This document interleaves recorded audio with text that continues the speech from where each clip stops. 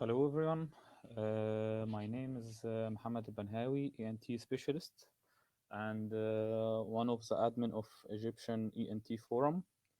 That's the first collaborative live show from ENT and audiology specialists in two groups, which is the two groups is Otology and Neurotology group and Egyptian ENT Forum group, which is a lecture title about the clinical approach to dizzy patient from applied anatomy till to the management. So our speaker, Professor Yasser Nafie, which is a consultant audiovestibular medicine and the doctoral degree at Ain Shams University, and the fellow of Cleveland Balance and Hearing Center at Ohio, USA. Welcome our Professor Yasser. Welcome, Dr. Muhammad. Thank you for this invitation. And thank you for the invitation for both groups at the same time. Yeah, you are welcome, and we hope to listen from you a good presentation. Inshallah. Can I start? Yeah.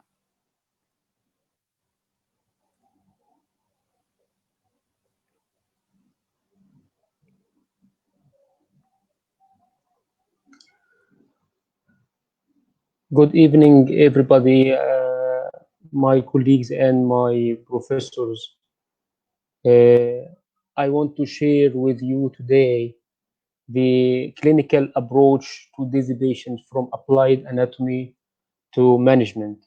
I think it is interesting subject for all of us.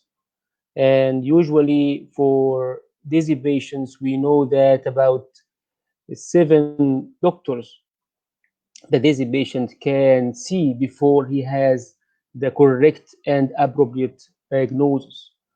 And always when we are facing a dizzy patient, the doctor himself may be dizzy from seeing many dizzy patients and try to manage and see what is going on.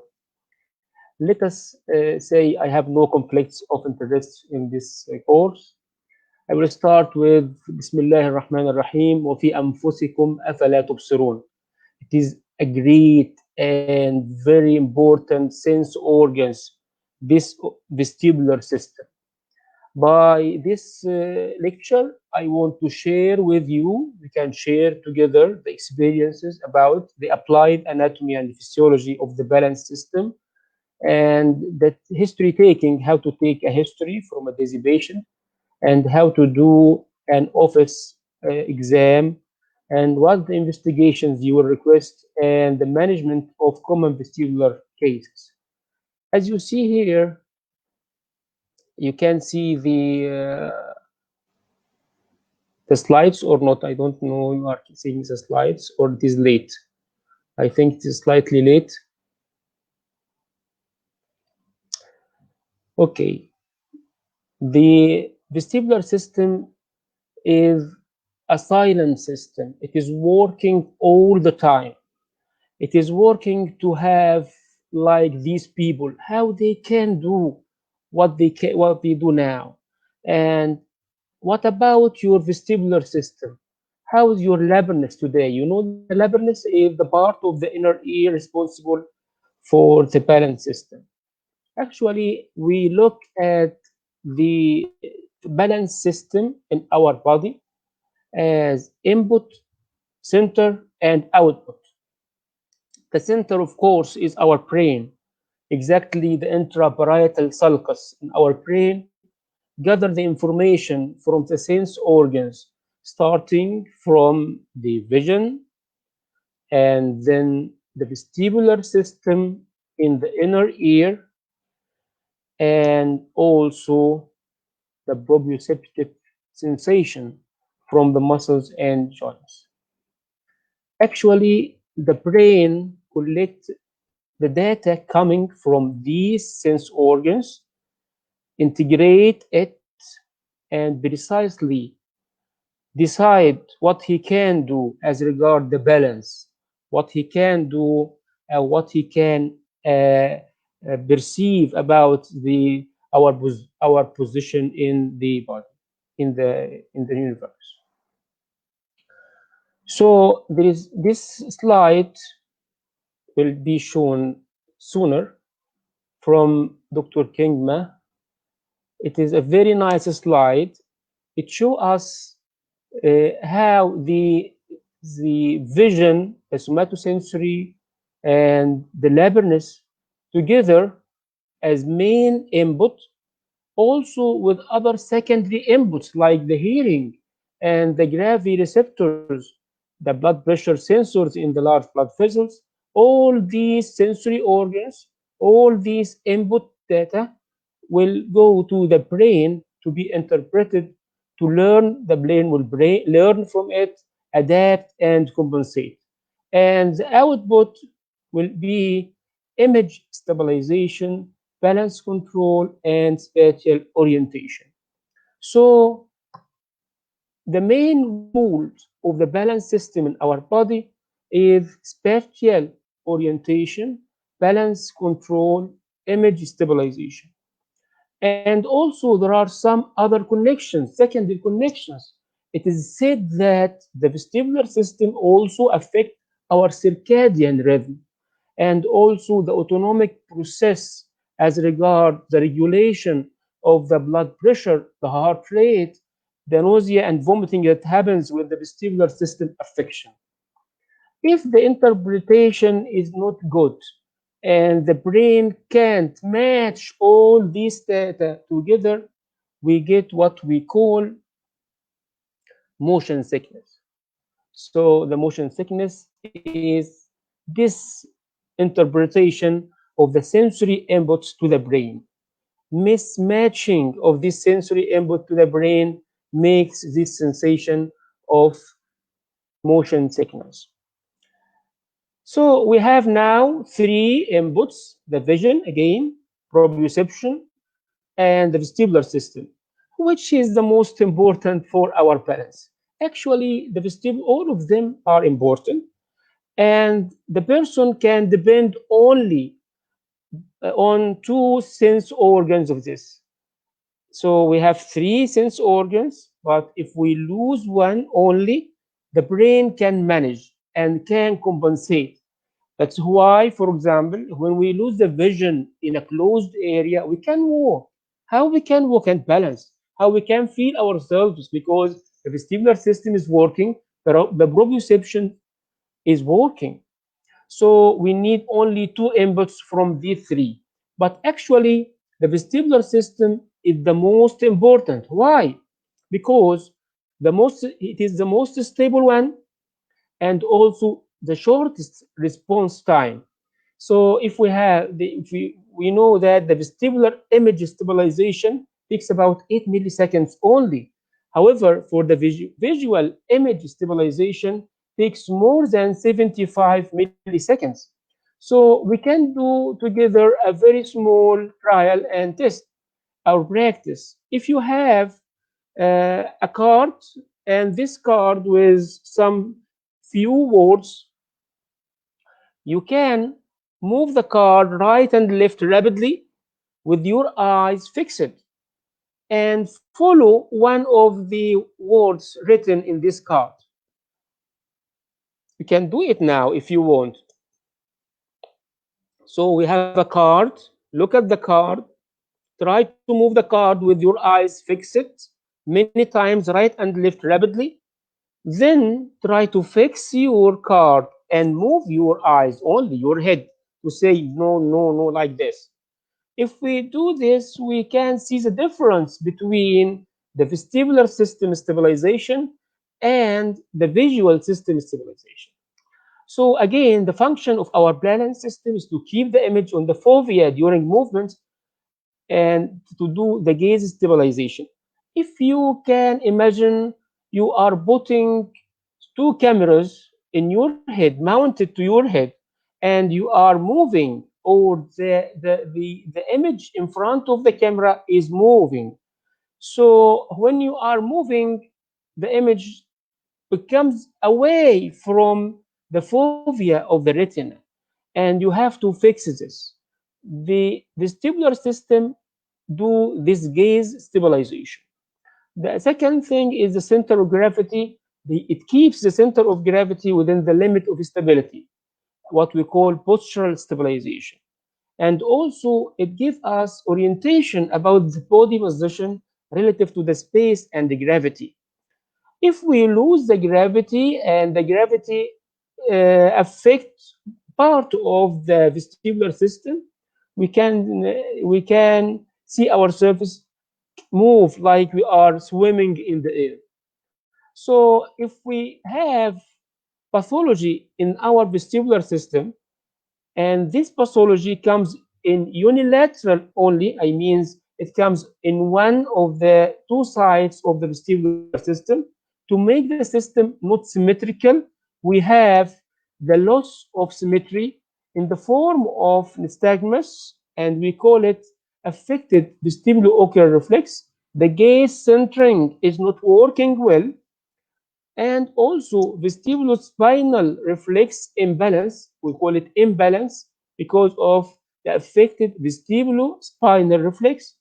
And also we can get some autonomic symptoms like nausea and vomiting, and also some psychological symptoms like depression and anxiety, of course. All of this happens when we have asymmetrical input to the brain. One side is working and the other side is not working.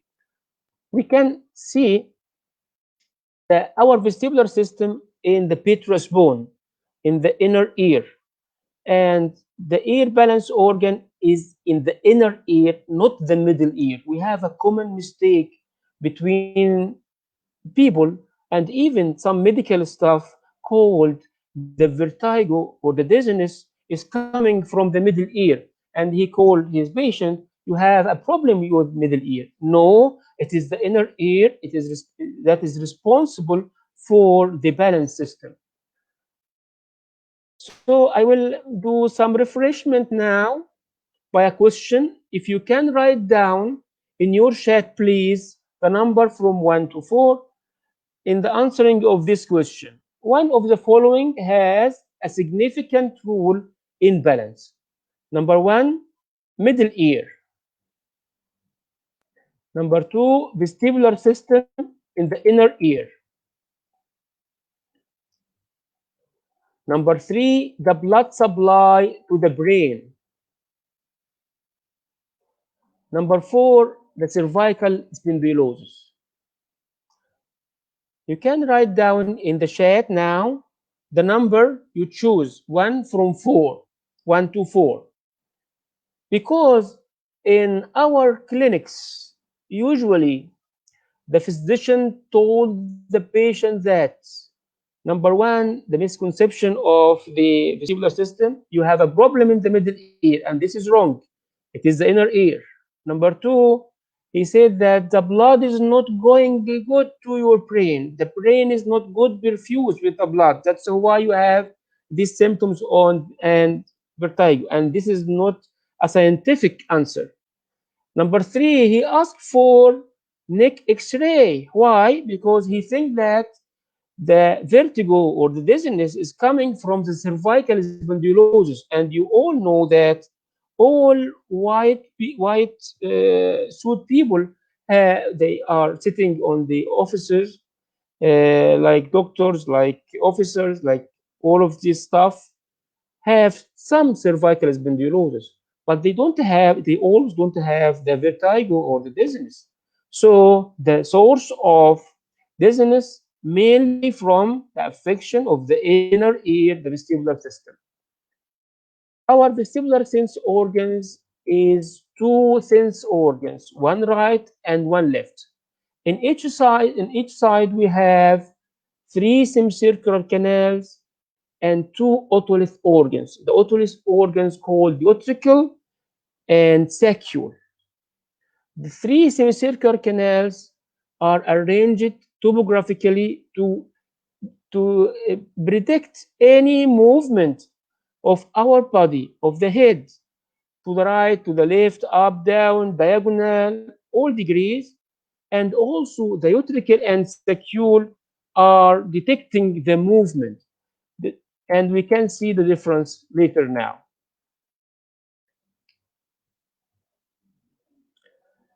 So this is a photo for the CT scan for our inner ear. You can see here the lateral semicircular canal and the utricle.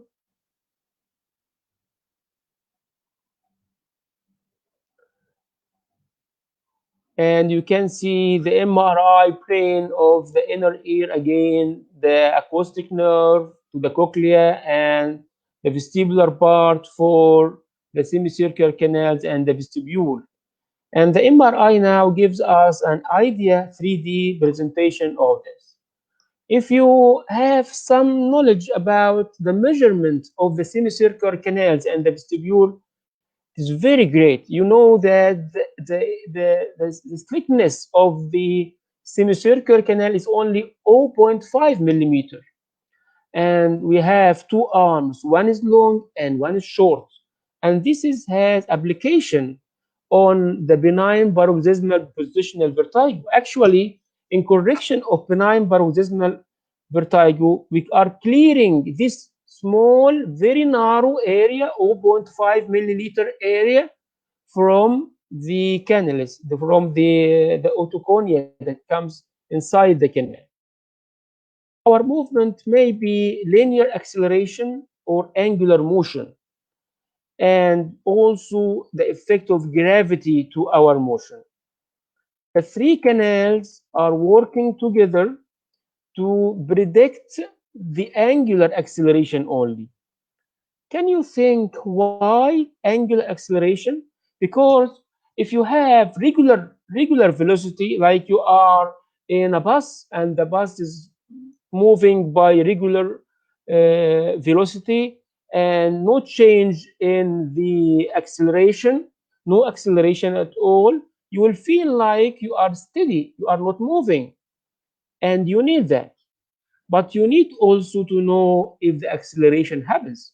So our vestibular system is sensitive, especially for angular accelerations. And also, the saccule and ventricle are responsible for linear acceleration and gravity. So, any motion and tilt of your head can be detected by the ventricles and saccules, but the angular acceleration can be detected by the three canals. Why we have two labyrinths? Why not one? Why our God makes two labyrinths for us? Actually, two labyrinths would help us to have a good performance, speed detection, and adjustment. It looks like the brainstem will do as an amplifier, and this amplifier get the data from both sides and compare the data and take the best from this both side data. Again, the vestibular end organs, we have cochlear part and membranous part. The membranous part is we call filled with endolymph and surrounded inside the bony part by perilymph. Perilymph, like extracellular fluids, as we know by basic teaching, and the endolymph, like intracellular fluids. And there is a good barrier between both perilymph and endolymph as regards electrolytes like potassium and sodium. So any disturbance of this balance of this barrier may cause some hearing or some vestibular lesion for our vestibular system. Each semicircular canal has a dilatation called ampulla, and this ampulla is getting what we call the cresta. This is the sense organs that carry out the sensation or the conversion of movement to electrical pulses. And we have in this cresta, we have cells with hairs. The first and longmost hair called kinocilium, and the movement of kinocilium in some direction will cause increase in the input to our system, and the movement to the other direction will decrease the input to our system. So also this kinocilium is arranged in a special way, we can see later, to make both sides work together in a very great and very nice system for the balance. So this is a electron microscopic picture of our vestibular system. As you see, the arrangement of kinocilium, the first and larger one, and the other hair cells come shorter relative to it.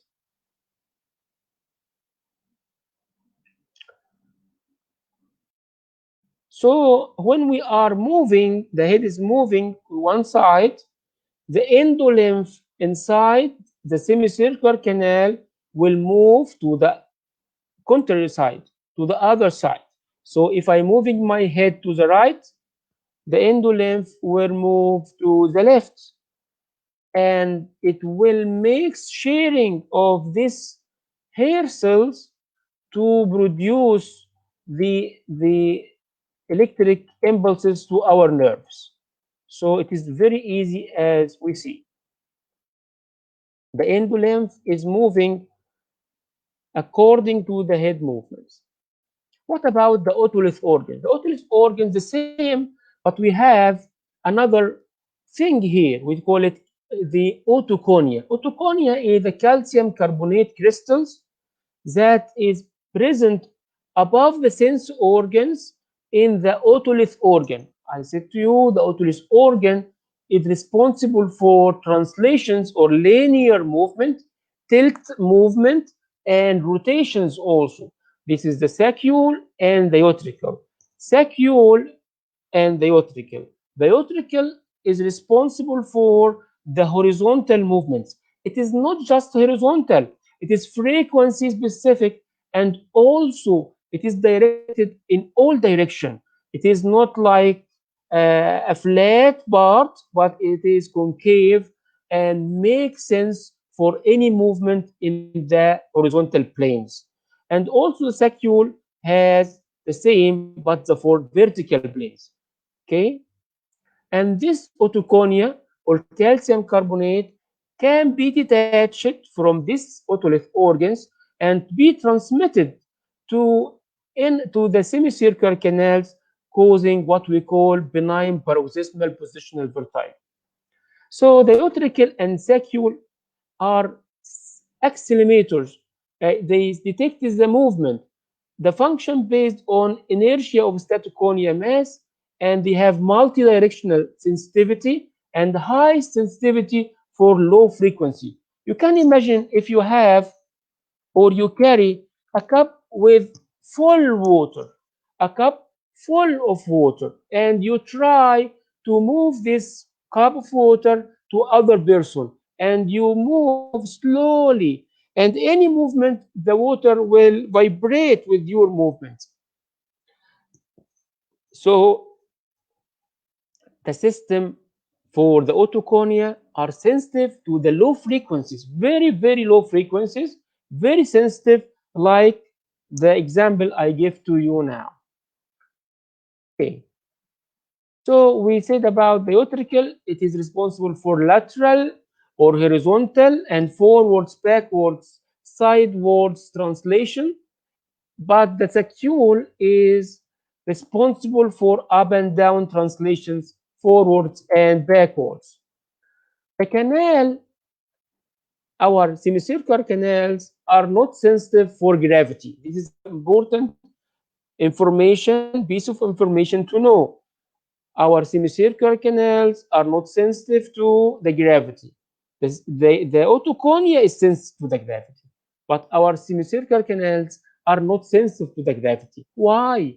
Because the mass, the specific mass of the endolymph, like the same, nearly the same, the specific mass for the copula. So both of them are moving at the same time, so they are not sensitive to the gravity. However, if we have abnormal canalithiasis or otoconia coming from the otolith organ and enter into the canal, it will change the specific gravity of the endolymph inside. Or if it is stuck also, it will affect the specific gravity of the copula. And if we have people who drink alcohol, also may change the density ratio of the copula and the endolymph, make them sensitive now, abnormally sensitive now to the gravity. So a change of orientation to gravity is mistaken for a rotation and causes what we call positional nystagmus. Another thing about the semicircular canals, specifically the lateral semicircular canal, is it is not truly horizontal or truly lateral. It have an angle from the horizontal plane. This angle differs from one to one. If you imagine that this horizontal canal is 0 degree from the horizontal plane, we all human beings will walk like this, like going with our head down, but we always raise our head up. Why? Because of this degree of the utricle and also the lateral semicircular canals. An application for that, when we do the caloric test and irrigation, we need to make the canal in the maximum stimulation.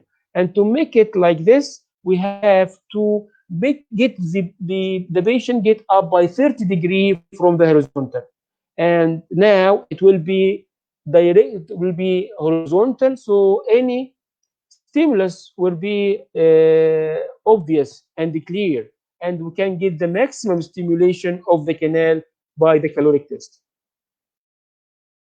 Both sides are working together, not only both sides, but also we have some harmony between both canals.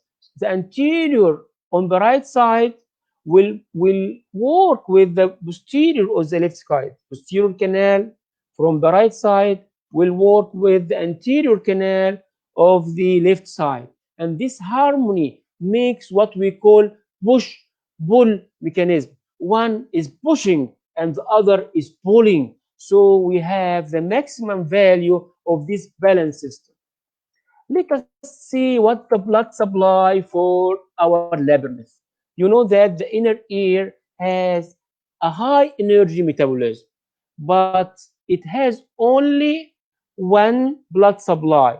And I mean by one, we're going to have like the tags around the heart or the circle around the brain tissue, but only we have one common cochlear artery, labyrinthine artery, and this labyrinthine artery, if affected by any reason, 30 minutes is enough to make a severe changes in our vestibular system. So we have the labyrinthine artery that may come from the basilar artery also in some cases, or from the anterior inferior cerebellar artery. So application for that, when we ask for duplex for the circulation of the brain, don't ask only for the carotid duplex. It has nothing to do with the common vestibular lesion. You have to ask both of them, the carotid duplex and also the duplex for the vertebral and posterior circulation. So please, when you ask for a case, you are suspecting that we have problem in the vestibular system, ask for duplex for the posterior circulation as you ask for duplex for the carotid also. Okay. A vascular insult may happen, and we have two main categories like anterior inferior cerebellar artery infarction, vertebral artery infarction, posterior inferior cerebellar artery infarction, and both of them have different manifestations. So the most important for me is when we have a patient coming to you with acute vestibular insult, he may have or she may have also cerebellar infarction. And this cerebellar infarction will be similar to acute vestibular insult. I see in my practice one patient coming to a general hospital, and the ENT doctor was called for this one. He has severe vertigo and vomiting. He diagnosed him as acute vestibular insult or vestibular neuritis, the old name. Actually, the patient had cerebellar infarction, and this cerebellar infarction is making the patient die within 3 days only. It causes coma and death within 3 to 4 days, like we have in this photo, a cerebellar infarction. So when you have a case of acute vestibular insult, you have to be careful for diagnosis. Is it peripheral or central? The patient may have the same symptoms, but the signs will different, as we see later how to differentiate between peripheral and central affection of the vestibular system. As regard the neurotransmitters, we have afferent neurotransmitters, that is glutamate, and the efferent neurotransmitter is acetylcholine. And also we have many connections between the both sides. We call it commissural fibers And also from the cerebellum to the vestibular system, the main neurotransmitter here is the GABA, gamma aminobutyric acid. And that's why when we have a patient with severe vertigo, we need to give him an anxiolytic. So the best vestibular suppressants are benzodiazepines. They are acting on the GABA receptors and are very effective. If you have a patient with severe vertigo and you give him some of the benzodiazepines, it will remove the symptoms rapidly. Of course, if it is sublingual, it be better than oral because he can't take it with the vomiting and the nausea. The vestibular system also is connected with the cerebellum. Basic teaching have to detect the cerebellar lesion on neurological examination. You have to do some tests like the finger to finger and finger to nose, index test, and some tests like this. However, the part of the cerebellum connected to the vestibular system is different. The vestibulo-cerebellum, we call it vestibulo-cerebellum area, is formed from the folliculus nodulus, what we call folliculo-nodular loop, the vermis, and the deep structures in the cerebellum. 95% of cerebellar lesion comes from the folliculus, like smooth pursuit deficit, impaired vestibulo-ocular reflex suppression, gaze evoked nystagmus, downbeating nystagmus, rebound nystagmus. And less significant part comes from the nodules. It causes central positioning nystagmus, periodic alternating nystagmus, and the saccade also affected by the fastigial nucleus. It causes hypometric saccade, and the vermis also causes hypermetric saccade. So the vestibulocerebellum is different from the cerebellum, the whole cerebellum examination. We have to check this vestibulocerebellum, and we'll show you how to examine this part exactly in the office exam. Another issue is the role of the cerebellum for what we call visual vestibular interaction. Imagine now we have a patient with nystagmus and has a disease in the vestibular system. And when he opens his eyes, the visual input is going to the cerebellum through the inferior folliculus, inferior olive, and the inferior olive to the cerebellum, and then the cerebellum will causes some inhibition to the vestibular nuclei. As we see here, the visual input will go through the inferior olive to the cerebellum and causes inhibition to the vestibular nuclei, and this caused the nystagmus to disappear. So the patient has nystagmus, but you can't see it. Why? Because of the vision, because of the visual input. That's why we always ask every physician dealing with the vestibular cases to have at least Frenzel glasses at his clinic. What is the rule of these Frenzel glasses? It will prevent this visual input, and you can see the eye also from the glasses itself, but without vision. So we can see the nystagmus without any inhibition by the cerebellum due to the visual input. We know that our eye movements, all of them are automatic. The only one is voluntary one is the saccade movement. The saccade movement is the only voluntary one. It starts from the frontal eye field, from the frontal cortex to the contralateral brainstem area in the parapontine reticular formation. And it goes then to the sixth cranial nerve and third cranial nerve, and through the medial longitudinal fasciculus. So the only voluntary movement of the eye is the saccade, not the others.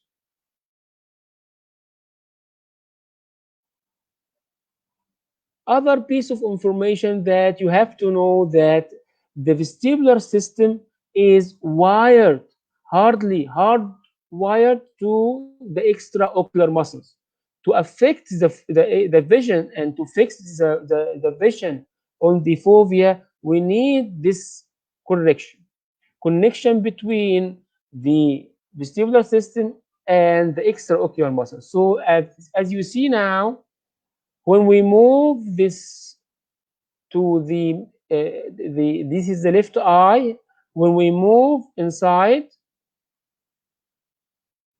to the right side, we use the medial rectus, and up by inferior oblique, down by superior oblique. The other side by lateral rectus, superior rectus for up movement, and inferior rectus for down movement. Why I present this video? To understand what is going on, what is the details of this great system in our body, how the vestibular system control the eye movement. The next step is to know what are the connected semicircular canals to the extraocular muscles. You know that every semicircular canal is connected to specific pair ipsilateral and contralateral extraocular muscles. For example, the horizontal canal is connected to the ipsilateral medial rectus and the contralateral lateral rectus.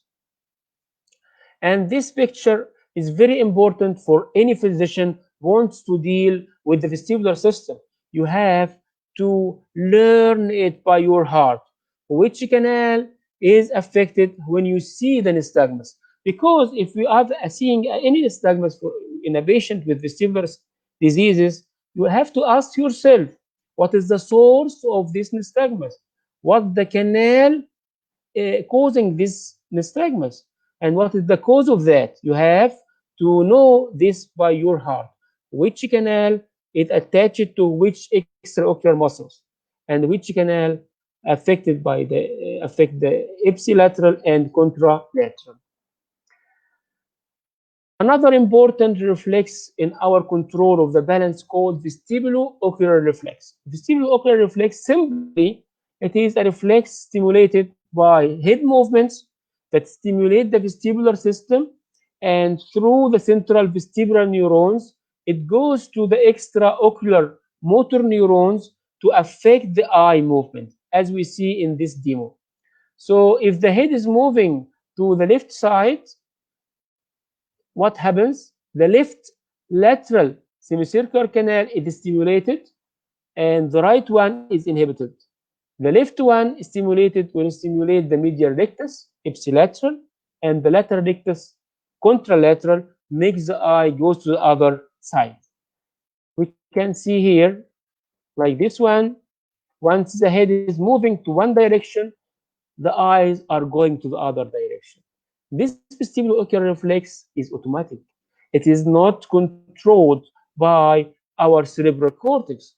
So if as a doctor called by the intensive care to see a patient to see if he has a central, supranuclear lesion or nuclear or retronuclear lesion, you can see this patient move the head to one side and see the eyes.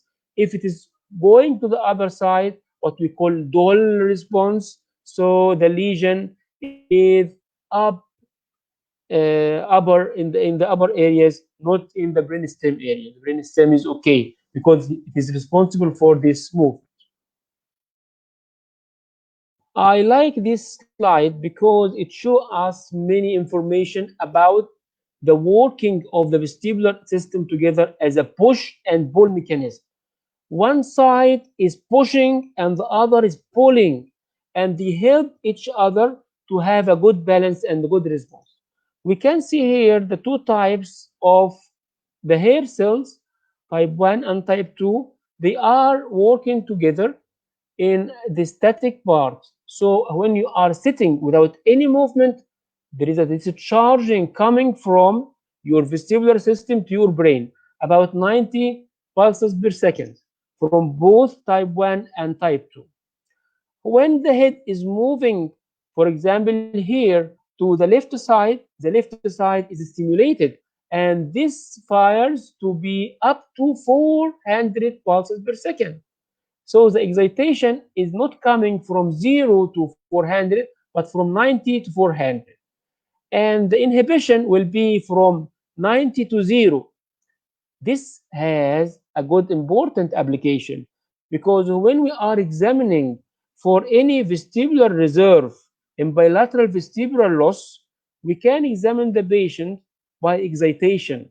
By excitation means to examine the patient caloric test when he is prone, not supine. When he is prone, we get the maximum function of the system by excitation. We can see also here the kinocilium stereocilia is differentially oriented in the horizontal canal, the movement of the endolymph toward the kinocilium causing the stimulation, as we see here, and to the other side causing depolarization. And for superior canal, the kinociliums are oriented in the other arrangement. And this means, as I said before, every two canals are working together.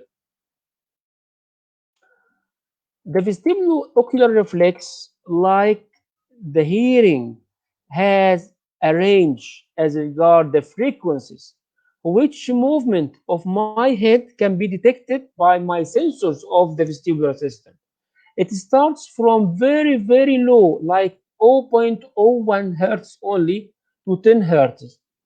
And the peak head acceleration can be reached is 3000 degree per cubic seconds.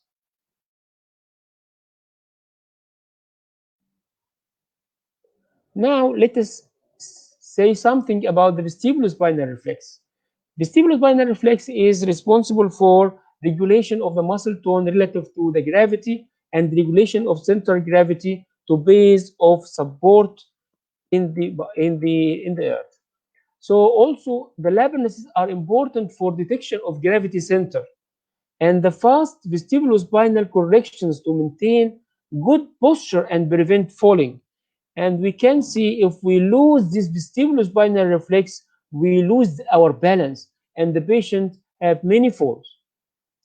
Another thing for the postural control is the strategy. We have normal strategy when you are pushed from above, you can move by the ankle, and this we call ankle strategy. If you have any abnormality in your system, you have the hip strategy, and we can check this in the office exam during office exam of the vestibular patients. And if the pushing is more and enough, you can take another step, and because you are going to fall, and this is abnormal also, abnormal step strategy we can see in our patients, so we have to check for that.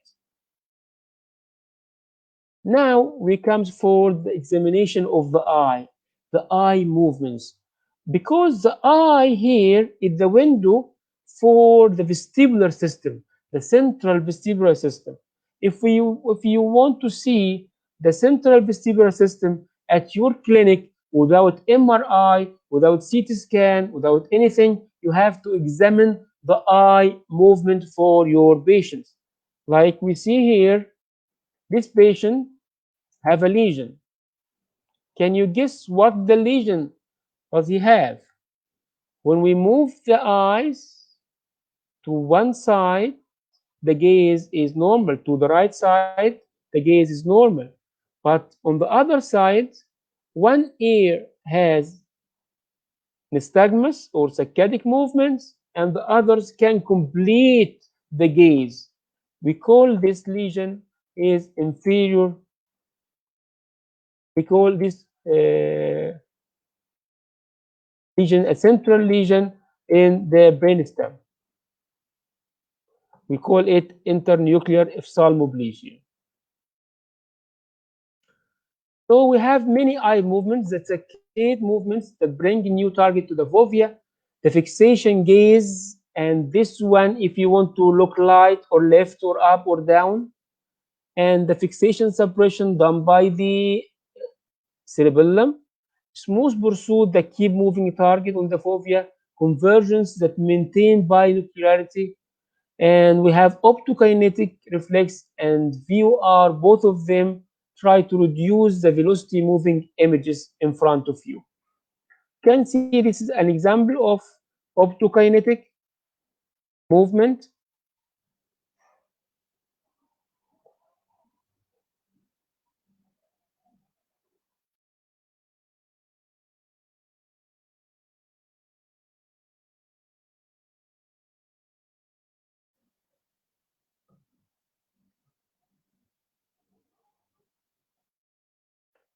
and this an example for the pursuit movement.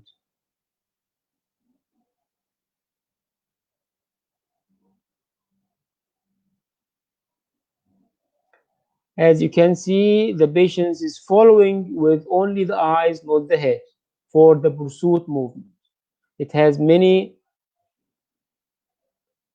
degrees, and now we can see the saccade movement. We follow a target on the screen, right, left, right, as you see.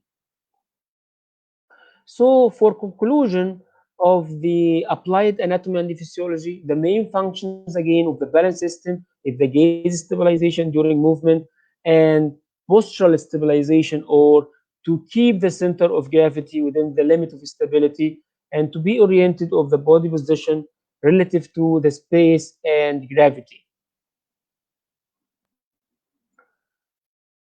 And we have to know that the vertigo occurs only in case of acute asymmetry. But many patients don't have true vertigo but have vestibular lesion.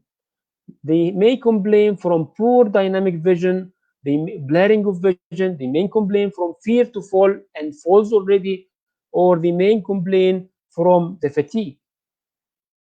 Now let us go to history taking. You know that the incidence of the vestibular and balance disorders is about 5 to 10%, and it increases to 40% in people older than 40 years old. And the old people, the elderly one over 65, tends to fall by 10 to 25 degrees. So in the approach for the history taking, you have to give your patient a time. The first 3 minutes the patient is talking about his symptoms is very important. You can take some good knowledge about his state. So the history taking and vestibular examination is the key words for good management of vestibular diseases. Again, the history taking for vestibular cases needs time, and it is an art. You have to get your own experience to talk to the patient, listen to the patient, and try to ask him what you want to know about his condition. And provided that you are searching for certain differential diagnosis in your brain.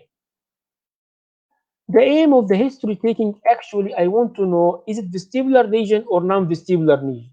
Non-vestibular lesion like postural hypotension, hyperventilation syndrome, and others.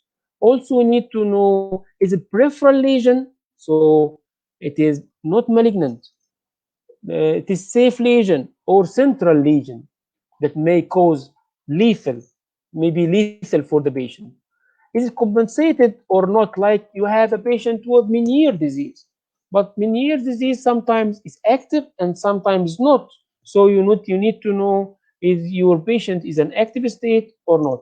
The vestibular lesion may be old lesion and compensated now. You need also to know, is it compensated or not. You need to know, is it active or not. Most of our patients have peripheral causes. The CNS causes actually are very low, really less common. Systemic diseases must be considered, like hypotension, postural hypotension, hypoglycemia, myocardial infarction, arrhythmia. Many systemic diseases can cause vestibular symptoms, dizziness, unclear etiology may be found in about 5% only. So if I ask a question to you from your practice, what is the most important question you will ask in the history?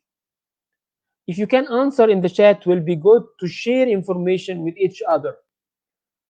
Is it the pattern of the attacks? I mean chronic, acute, episodic, or combination? Is it the duration? Is it the duration of the attacks, days, hours, minutes, or seconds? Is it spontaneous or evoked signs or symptoms? I mean, is it associated with otological or neurological symptoms? You may ask also about dizziness, handicap, inventory, and the effect of daily life. And the end one is, and the end of this stuff is the type of dizziness. Actually, the type of vertigo is misleading. Don't roll on the type of vertigo. Is it true rotation? Is it dizziness? It is imbalance. All this stuff are misleading because the patients usually say, I am dizzy, and he can express this word dizziness for vertigo or imbalance or others. Okay, this pattern, we can classify the differential diagnosis by this pattern: acute, episodic, or chronic. And each one may be exaggerated or induced or spontaneous, triggered by something or spontaneous. Let us start with the acute pattern. If you have acute lesion, spontaneous lesion, the patient tells you, I have a severe vertigo all of a sudden, and I have vomiting, I can move like this. You can think about vestibular neuritis, but you have to put the dangerous causes like cardiovascular accident, like Wernicke syndrome, like continuous positive pressure ventilation, like encephalitis or other systemic or neural diseases. But the most common in this case is vestibular neuritis. The new name now is called acute vestibular insult, not vestibular neuritis. Okay, and this acute vestibular insult may be due to vestibular neuritis or may be due others. If it is coming after exposure to trauma, for example, we may have perilymphatic fistula. But don't forget the skull base fracture, the vertebral dissection, and the drugs like gentamicin or carbon monoxide toxication. For the episodic attacks, it may be also spontaneous or triggered by movement like benign paroxysmal positional vertigo, or triggered by standing up like postural hypotension. Also, don't forget the tumors that may also be the same, or central positional nystagmus that may be the same. If this is spontaneous episodic, it may be Meniere's disease, it may be vestibular migraine, maybe paroxysmia, vasovagal attack, panic attacks, and don't forget arrhythmia and myocardial infarction, and also transient ischemic attacks. If the condition is chronic for months, you maybe have uncompensated vestibular lesion, you may have vestibular migraine, you may have superior canal dehiscence, but don't forget also the bilateral vestibular loss. And also, if it is spontaneous, it may be hyperventilation syndrome or BBBD or cerebellar degeneration. So I like the most common causes that I see in my clinic by red line, red color, like vestibular neuritis, benign paroxysmal vestibular vertigo, vestibular migraine, uncompensated vestibular lesion. Vestibular migraine may come spontaneous or chronic. Hyperventilation is also common. The less common is perilymphatic fistula or paroxysmia. You know the paroxysmia, when you have vascular loop syndrome, the patient have some spontaneous vertigo for seconds. And when we have MRI, we can see the vascular loop and we can treat him with Tegretol, for example. Less common also is transient ischemic attacks, especially with patients, old patients, diabetic, hypertensive, dyslipidemic. All this stuff make them more to have transient ischemic attacks. And if you have some suspicion of transient ischemic attacks, give the patient aspirin. Even for 1 year, it will help them. Okay. For hyperventilation, also, we see many patients with this syndrome. The hyperventilation syndrome can be easily explained to the patient and easily also diagnosed.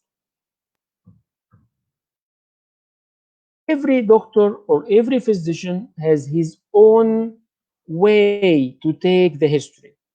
To describe the attacks, Dr. Raymond Vanberg put this schema, what we call so stones. If you want to see this and it is applicable with you, you can use it. But if you have another scheme or another way to describe the attacks, you can use it. You want to know when the attacks happens, how often is it, what type of the attack, spontaneous or triggered, hearing loss or associated with hearing loss or not, associated with neurological symptoms or not, how does it evolve, duration of the attack. For me, I have certain things I want to concentrate for the attack. When, the duration, spontaneous or induced, associated with otological symptoms or not associated with neurological symptoms or not, especially headache and migraine. For the chronic dizziness, he bought what we call disco hat. D for darkness is affected by darkness means bilateral vestibular loss. Imbalance may be hyperventilation. Supermarket effect, visual vertigo, optokinetic, all of this may be BBBD. And cognitive function, also if it's affected or not.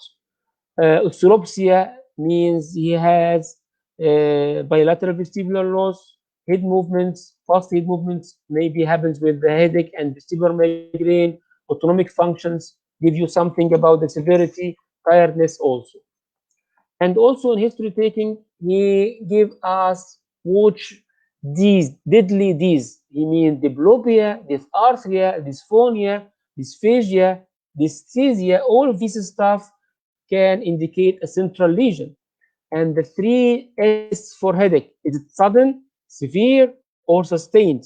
You have to be cautious about this type of headache: sudden headache, severe headache, sustained headache. Now we can go to the office exam. How to do the office exam for a patient coming to you and complaining from dizziness. Doctor, I'm dizzy. What we can do after you take the history? You are taking the history. During taking the history, you have a certain diagnosis now, either one diagnosis or two diagnoses. So the office exam is to confirm your diagnosis and to exclude other differential diagnoses and to tailor the management plan for your patient. Office vestibular exam start from general examination, and you have to have the clinical sense when you see the patients coming to you. He is coming walking, easily walking without support. He is coming on armchair. What he is coming with support. He is anxious. What type of face he had, what type of gait he has. Also, otological examination is important for us to see what about the tympanic membrane, what about the hearing, by the tuning fork even. Neurological examination may be important in some patients, and hearing and vestibular examination is the main part of the office exam. For the vestibular examination, we have to examine the vestibulospinal reflex, the vestibulo-ocular reflex, the oculomotor of eye movements, and other tests. Let us start with the vestibulospinal examination. You know that the Romberg test and sharpened Romberg test. We ask the patient to extend his hands, close the eyes, and see if he will keep the balance or not. Sometimes we put some sponge below the patient to see the effect of the proprioceptive sensation if we remove it. So the idea or behind this test is that the brain can adapt with two sense organs. So we have the vision, the perception, and the vestibular system. If the vestibular system is good and the patient closes the eyes, he can use the vestibular system and perception. If the vestibular system is good and we put something below the foods, so we lose the perception, we can also manage by the vision and the vestibular system. The other thing is the strategy. And the strategy for me in examination is very important also because it gives me some sort of differential diagnosis. Ankle strategy is common in normal patients, in patients with benign paroxysmal positional vertigo. But hip strategy is common in asymmetrical lesion like Meniere, like vestibular neuritis, like others. Abnormal step strategy may be due to a lesion in the vestibular system or also may be due to hyperventilation syndrome. We can see in this video that a patient, a true patient, he will do also Fukuda stepping test and see what is going on with this patient. Now I am doing the strategy. As you see, he had abnormal step strategy. He get a step. So he has not ankle or hip, he had abnormal step strategy. These patients have a severe vestibular insult. Now I ask him to stand with 1 feet only unsupported, eyes closed, he can't. If he can for 5 seconds, he's normal, but now he can't. Also on the other side. Now I will ask him to do another test for vestibulospinal reflex, what we call Fukuda test. He would get stepping 20 steps. I ask the patient to extend the hand only to see the direction of movement. Now it is be easy for you if the patient is extending the hand to see the direction of movement. He is moving to the left side. This means that asymmetry between both sides. Which side is affected? He will go to the weaker one. The weaker one may be the affected one, but also the stronger one may have irritative lesion. Now he will do what we call fixation suppression. He will extend his hand, look at the thumb, and go right and left. And I have to watch the eyes for any saccadic movements, or he can do good fixation suppression. And this is the test for the cerebellum or at the vestibular cerebellum. Now let us see the vestibulo-ocular reflex.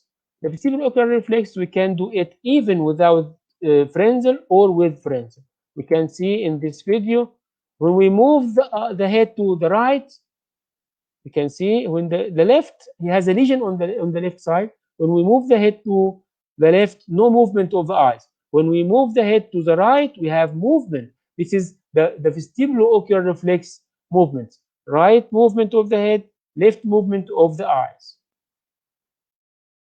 Now, what about if I called, you can feel your VOR. You can close your eyes, put your finger on the eyes, and move the head right and left and see the eyeball. Sense the eyeball below your fingers. You can feel the VOR. And also you can feel the oscillopsia. Put your finger on the lower lid and move the lower lid rapidly. In a rapid movement, you can see all the images in front of you are blurred, and this is the same sensation as oscillopsia. Another video with this patient, you can see the post-head shaking nystagmus. All with the post-head shaking build up and make the velocity center to work, and the nystagmus will appear in low frequency. As you see, we shake the patient's head and see the nystagmus after shaking. This means that you have lesion. Which side of the lesion? All with the nystagmus is away from the affected side or the weaker side. Let's say the weaker side. So head shaking build up velocity storage and wake up uncompensated spontaneous nystagmus. Positioning nystagmus like the Solbike tests, I think all of us know that and familiar. You put the patient, make the patient looks to the right side, and go down rapidly. Rapid movement is important to detect the benign positional vertigo, and repeat again on the left side, 45 degrees on the left, and make your patient go down this to see if he has positioning nystagmus. And also we can examine for the positional nystagmus by putting the patient's spine, move the head to the right rapidly, and move him to the left rapidly. And this is important for horizontal semicircular canal, benign paroxysmal positional vertigo. And also we have what we call head impulse test. We can show the patient, you ask the patient to look at your nose, and you move the head vigorously. You can notice now on the other side he has some saccade eye movements. You can see it, and this is the side of lesion. He has left vestibular insult on acute vestibular insult on the left side. And this is the way to do the poor fixation suppression.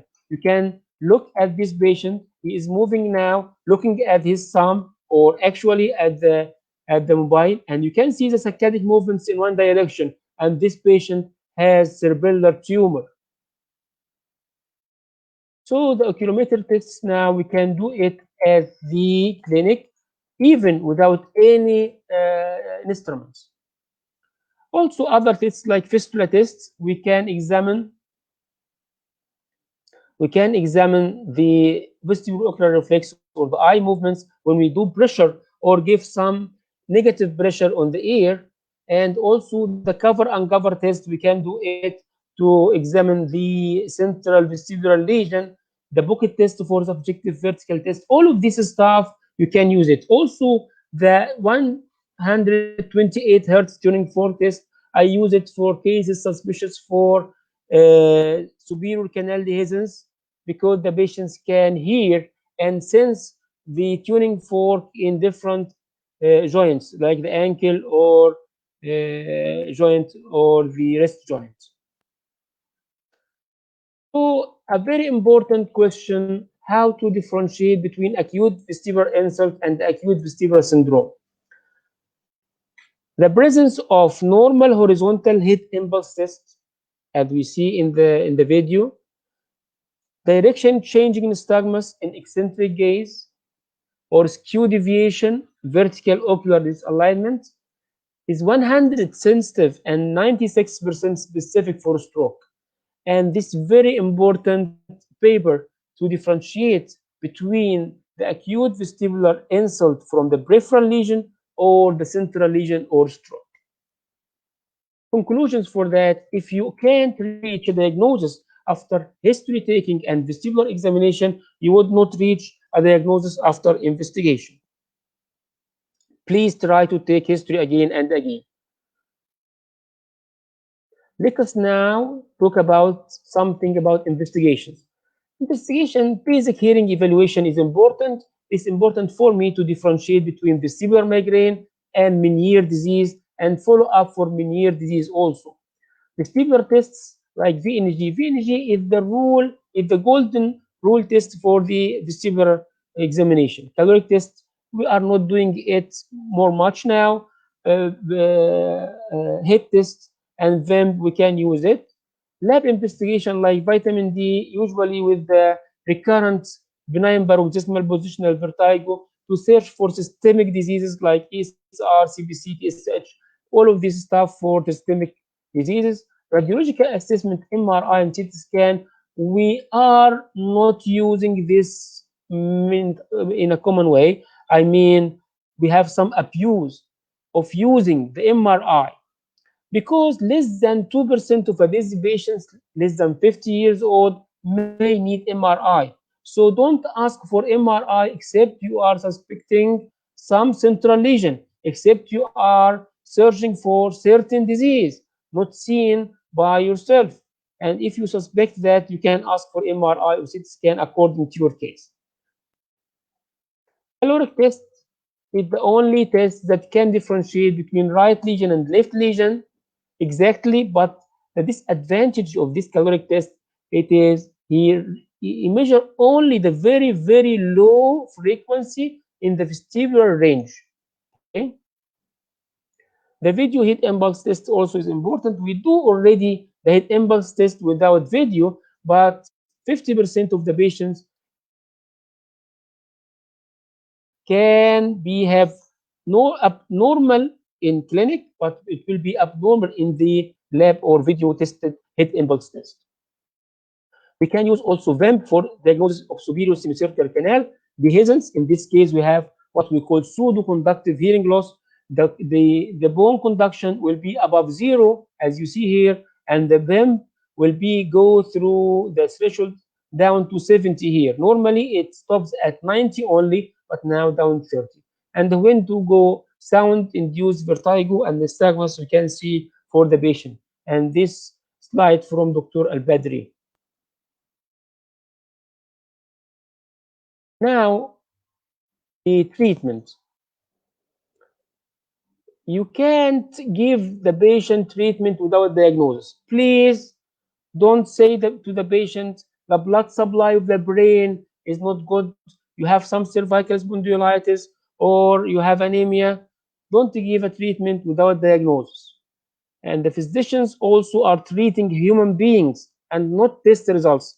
Don't have a test result for VNG telling you that the patient has vestibular weakness on the left side and you give him treatment. No, we are not treating test results. We are treating human beings. You have to see the patient by yourself.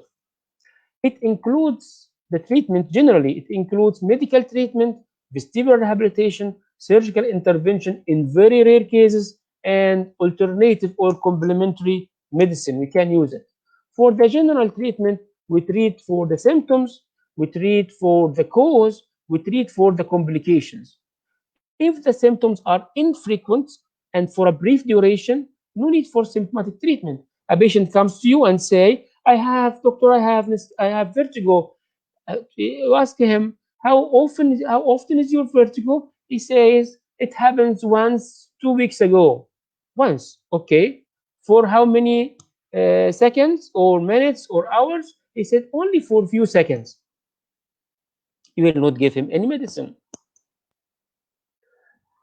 Medications commonly used for an acute attacks, we said to you that benzodiazepines is the best for the acute vestibular insult, especially if it is sublingual. Antihistamine, we can use it. Anticholinergic drugs, we can use it. Others like pitahistine and synergine also use it. Now, I will give you some notes about the benign paroxysmal positional vertigo. You know that it is displaced otoconia that migrate to any part of the semicircular canals. Usually, the posterior semicircular canal is affected more because of the anatomical arrangement of this canal. And the lateral canal may also be affected, and usually this may happen during correction of the posterior canal. And the patient, when you examine him, even without any frenzied glasses, in your clinic, it will give you nystagmus like this, up and torsion, up and torsion. Remember this direction, up and torsion. This is for the posterior canal. Or may give you the horizontal nystagmus, geotropic or ageotropic according to the affected canal and type of benign positional vertigo. When we see a case of benign paroxysmal positional vertigo, we have to ask ourselves which canal is affected, right or left, which side is affected first, right or left, which canal is affected, horizontal or the posterior canal. Anterior canal is very rare.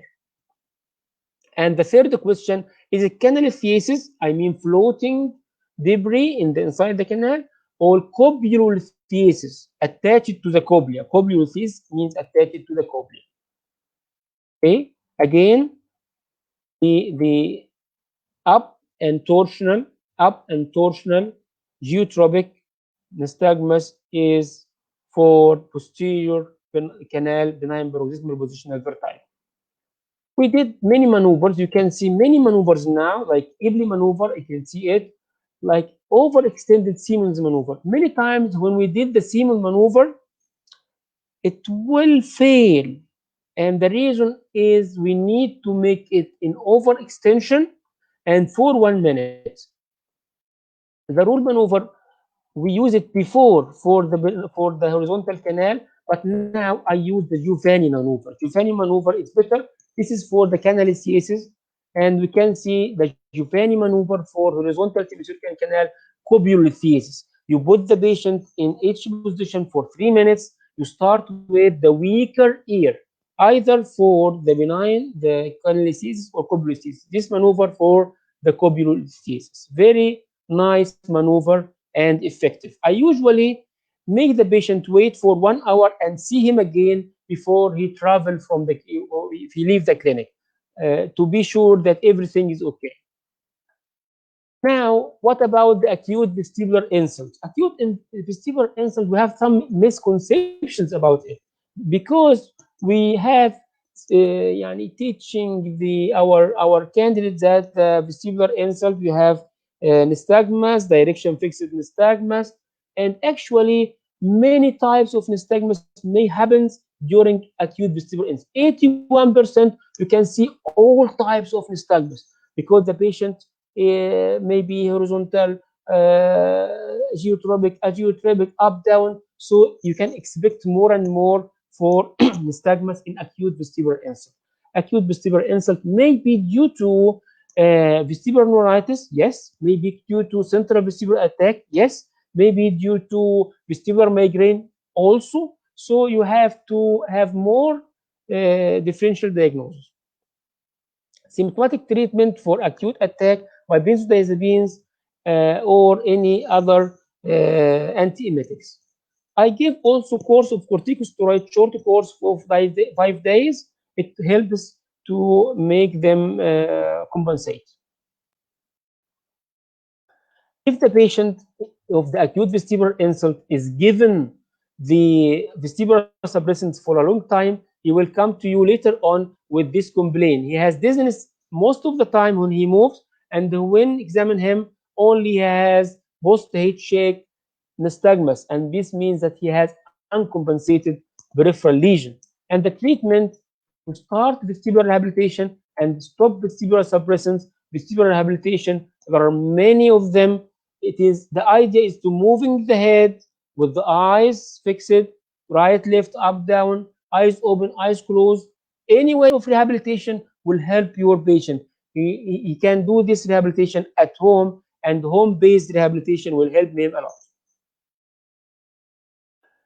Vestibular migraine is very common nowadays, and the vestibular migraine can come with different signs, like we can see here.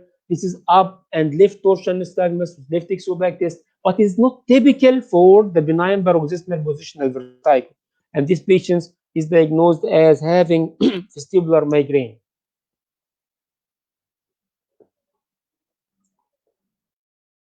Actually, it is widely underdiagnosed. Vestibular migraine accounted for 20.2% of the diagnosis in young adults, but was suspected by the referring doctors in only 1.8%. You have to make vestibular migraine in your differential diagnosis. And vestibular migraine is still widely underdiagnosed. I'm saying before, we think that vestibular migraine is due to the vasoconstriction of the blood vessels in the brain, but now we understand that it is through the activation of the nociception receptors through the trigeminal nerve, and this is the new pathophysiology. I have a study done in 2011 about the findings in vestibular migraine, and we were surprised that abnormal vestibular tests can be found in 87%. So you can see something. Many physicians say to me, vestibular migraine always normal. This is not true. You can check your patient and you can find abnormal vestibular tests in 87%. Even abnormal pursuit. The pursuit may be noisy pursuit in these patients. And also, we thought before that hyperactive response in the caloric is diagnostic of vestibular migraine, and this is not true. Only 10% of the cases have hyperactive response. What is the treatment of vestibular migraine? We can take headache hygiene, comorbidities, and see trigger factors, symptomatic treatment, and prophylactic treatment. Now let us talk about Meniere's disease. I will not talk about the Meniere's disease as because all of them we know the Meniere's disease, but I ask you what happens to the CEO of BMW in September 15, 2015? What happens to him? As you see, what happens? Gradual fall, 4 seconds. No loss of consciousness. This is not due to hypotension. This is not due to hypertension. This is not due hypoglycemia. It's we call tumorical sign that happens in Meniere's disease. Please remember this sign because many patients comes with Meniere's disease even for the first time or in late in Meniere's disease. The medical treatment of Meniere's disease, actually salt and stress control is the most evident one. Diuretics may be given, but it may work in some patients, not working in others. Beta-histine may work and may not working. But intratympanic injection of dexamethasone is very important. Intratympanic injection of gentamicin, if dexamethasone is not working, is a good solution for the Meniere disease. You know, the problem of beta-histine is 99% of it is metabolized within 24 hours. And because of that, some German doctors use another medicine called siliglene, and this siliglene is used for Parkinson's disease. It is MAO inhibitor, and they use it to reduce the dose of beta-histine to 72 milligram or 864 milligram per day. As you see here, the beta-histine needs a very, very, very, very large amount to give the patient to control the vertigo in Meniere's disease, to achieve less than 1 attack for more or equal to 3 months only. And this approach with combination is going with beta-histine to make it less. Also with the intranasal beta-histine now, and transbuccal beta-histine is under trials. In 2016, we have a very good study, and this study was done in Germany. It was a multi-center study, placebo-controlled, 3 arms, parallel groups, phase 3, and it was done in 14 tertiary referral centers. And this study was asking one question: what is the long-term efficacy of beta-histine dihydrochloride on the incidence of vertigo attacks in patients with Meniere's disease compared with placebo? What does it add? It added that beta-histine is like placebo in controlling the vertigo attacks in the long term. So beta-histine is not the best treatment for Meniere's disease in the long term in most of the patients. But intratympanic injection, I think, will be a promising treatment. We have a study done in Ain Shams University in 2015 about the intratympanic injection of dexamethasone, 4 milligram and 8 milligram concentrations, and we found good improvement in pure tone audiometry, the only treatment that improves the hearing in the Meniere's disease. The Meniere's disease patient comes to you at first, doctor, I want to stop the vestibular attacks. I want to be not dizzy, but I don't care about my hearing. But later on, the end result is hearing loss. They want my vertigo stops, but I want to hear again. He can't hear. Dexamethasone injection can improve the pure tone audiometry and word discrimination scores and decrease the SRT. And also the dizziness handicap inventory is markedly improved with intratympanic injection. So if you want to learn more about how dexamethasone is working in the inner ear in Meniere's disease, you can review this article. Bilateral vestibular peripheral weakness, the patient comes to you usually after gentamicin injection And in your practice, some doctors gave gentamicin injection for the Meniere disease in a vigorous way, one, two, three injections every day, and the patients come handicapped with oscillopsia. Everything is blurred in front of him. He had bilateral vestibular peripheral lesion and sensory dysfunction. Now, there is some sensory prosthesis, vestibular implant we can use for these patients. It is done by Medal, and I think many patients already have this implant done, and this is a promising treatment for those patients. In summary, medical treatment of vestibular disorders is based on medical diagnosis. Please don't write any medicine except after diagnosis. Basic knowledge is essential for effective treatment of vertigo, and the intratympanic injection of dexamethasone in Meniere's disease is promising treatment. Vestibular implant also is a promising intervention for bilateral vestibular loss. At the end, this is acknowledgement for Dr. Muhammad Hamid and Dr. Herman Kingma. I know more from and a lot of knowledge from them. And thank you for listening. And I want to share with you what you think about and what the experience do you have. Thank you again.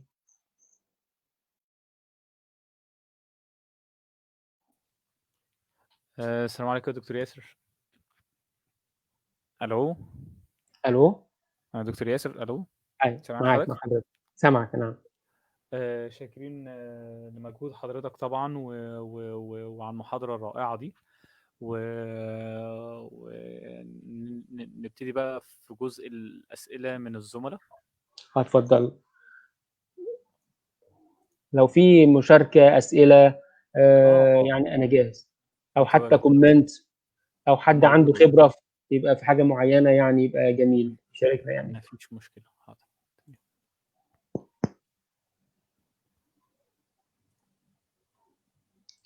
How to differentiate between dizziness due to vagal stimulation and other causes of dizziness? Excellent question. How to differentiate between dizziness due to vagal stimulation and other causes of dizziness? You know that the vagal stimulation will be caused by some pressure in the chemoreceptors, and this in the context, I mean the patient's story will be different from other dizziness, and the vagal stimulation will cause vasovagal attack. The vasovagal attack is characteristic, not related to the vestibular system. You have to know this rule. Nothing in the vestibular system will cause loss of consciousness.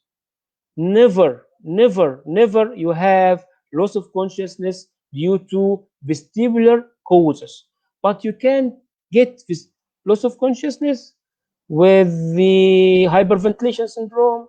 You can get it with the Tumarkin sign, but it is not loss of consciousness. So it is easily differentiated from the context, from the story of the patient, from the loss of consciousness that may happen.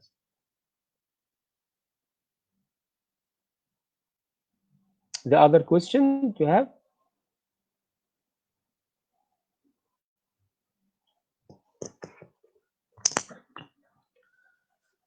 When we do MRI in cases of acute vestibular insults?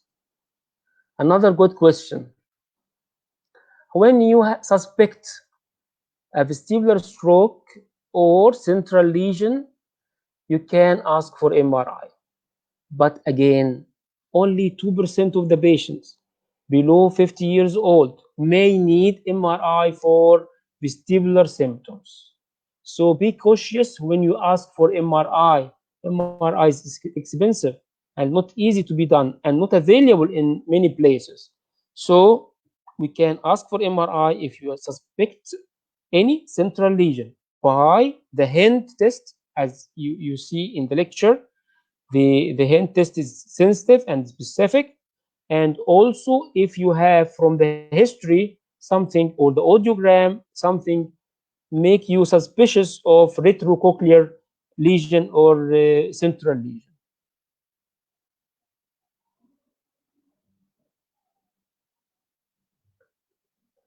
Central versus peripheral vertigo.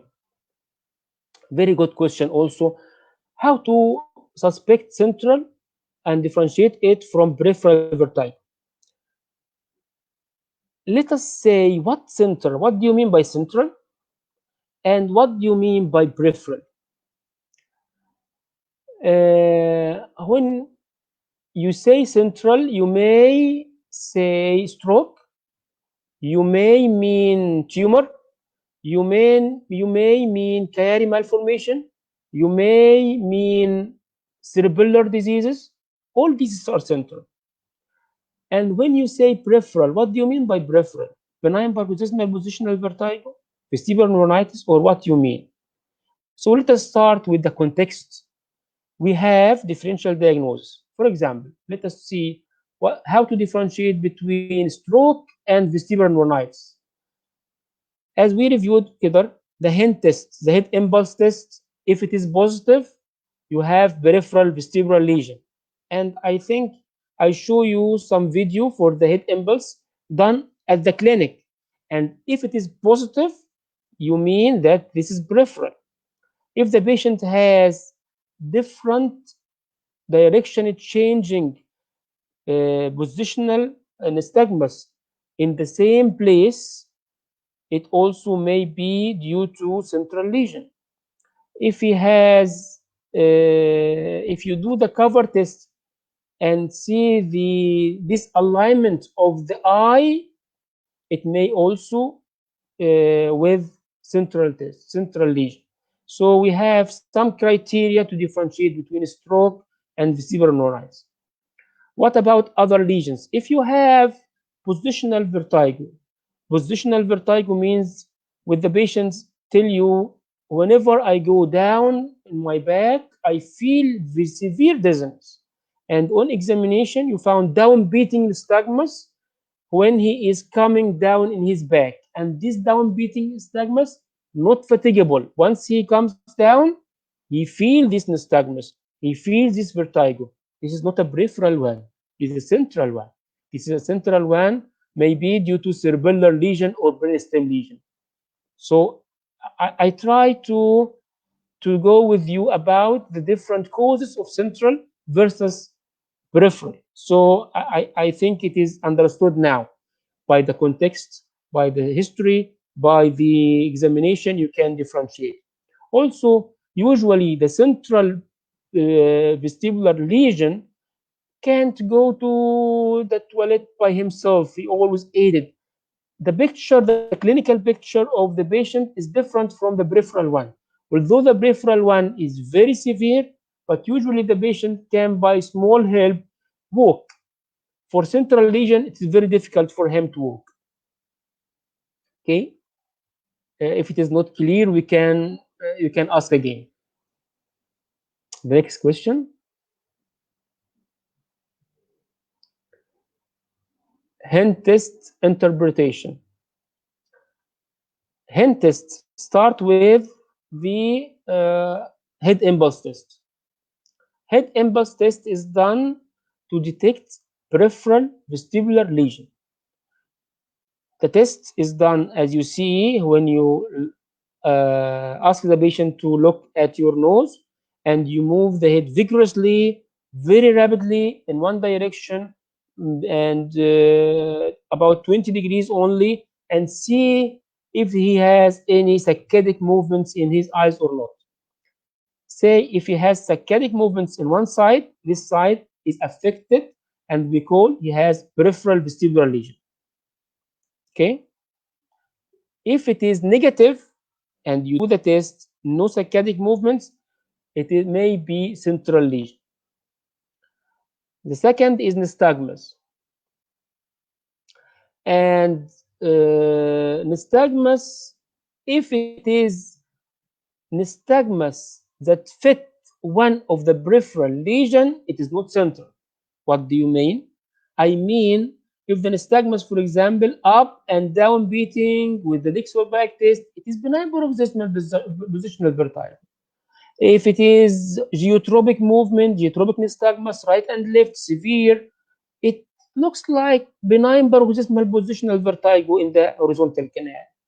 But if the nystagmus is changing in the same position, I mean the patient is going to the head to the right, and he has right beating nystagmus. In the same position, it becomes left beating nystagmus. In the same position, it becomes to be vertical nystagmus. All this stuff are interpreted as central lesion. And the tilt response, if the misalignments, the cover uncover test done, you put a cover on the eye of the patient and alternate the cover from right to left and see if he has some drift of the eye. I mean, up, one is up and one is down. One is up and one is down. It is positive for central lesion. Remember that. You are talking about hand for stroke. But we have other lesions, central lesion, that may be present with the eye movements. As I told you, internuclear ophthalmoplegia, it is a central lesion. It may happen with MS or stroke also. And so it is another way for diagnosis. If you examine good examination of the eye movements, it will give you a good clue for central lesion. If you do the head shaking test, head shake, and the patient have vertical nystagmus, sure, central lesion. It is not a peripheral lesion. If he has vertical nystagmus, up beating, down beating nystagmus with the horizontal head shake, this is a central lesion. Clear? Okay, the other. Headache hygiene. Headache hygiene means you have to get good sleep, and you have to go to get regular meals and have to do exercises, physical exercise. Good sleep, I mean by the good sleep, you have to get good hours of sleep at certain times. You know that many of my patients comes to me, doctor, I am good all the week, but on Friday I have severe headache and vertigo.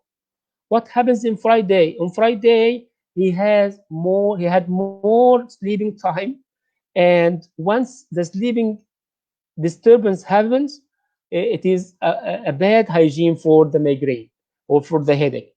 Also, the patients with headache or migraine, when they have in Ramadan, for example, during fasting, they change the schedule for meals.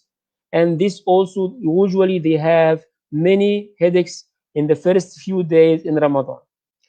And the last one is the good physical exercises. Physical exercises mean the moderate one that make you palpitate, some sweaty, and you can talk to your friend beside you. You need 150 minutes every week. 150 minutes every week of walking or moderate exercises, it will be good for you. The last thing is there's some foods you have to be away from, some foods that make the headache worse, like banana, like cola, like caffeine, like cheese, all the cheese, all this stuff can make the headache worse. So be away from these foods.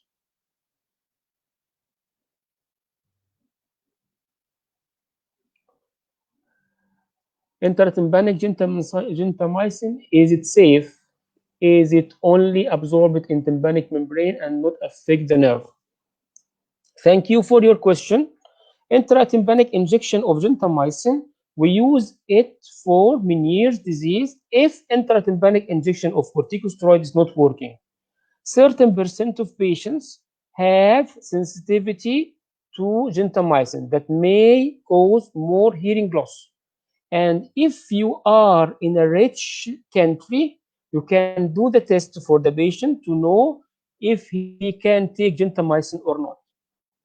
If you are in poor country and this test will be expensive or not available, you can use the gentamicin, but the protocol for using has to be slow. And for example, I give one gentamicin and wait for 1 month for the second injection. I didn't give it like intratympanic injection every week for 3 weeks, but I give one injection and wait for 1 month to see what is the effect, and then we can inject him again for the controlling of vertigo in Meniere's disease. It is only absorbed in the tympanic membrane, yes, but affects of course, affects the hearing. It is not really, you are inside the cochlea, so it will affect the hearing. Okay. Can vestibular neuritis come with vertical nystagmus not suppressed by fixation? Thank you, Dr. Samah, for this question. Actually, as I said, 81% of the nystagmus during the acute vestibular insult or vestibular neuritis may be any direction. So don't go hurry and say it is a central lesion. During the acute attack, it is very difficult to say is it peripheral or central from the vertical nystagmus only. But you have to gather other data. For me, acute vestibular attack, it will not get with, will be not diagnosed central, I mean, by the vertical nystagmus, even if it is not suppressed by fixation. يعني بالعربي خادع، نستجمس خادع، لا تنخدعي بشكل النستجمس في الاكيوت فيستيبولار انسلت او فيستيبولار نونايتس. How to differentiate cerebellar lesion from peripheral lesion by bedside tests. I think we mentioned this in the lecture, but I want to repeat again. The cerebellum, not the whole cerebellum is connected to the vestibular system. Only the part of cerebellum, as I said, the nodule, the vermis, the part, what we call it, vestibular cerebellum, is responsible for the vestibular lesion. How to differentiate cerebellar lesion from peripheral lesion by the bedside test? Cerebellar lesion will be manifested in the eye movement. First one, I will do fixation suppression test. As you see in the video, I will make the patient extend his hand, the thumb like this, and he will look and watch the thumb and go right and left, right and left. In this time, you have to see the eyes of the patient. If the eyes are fixing the thumb in a good way, no saccades, no nystagmus, he has a good cerebellar fixation suppression.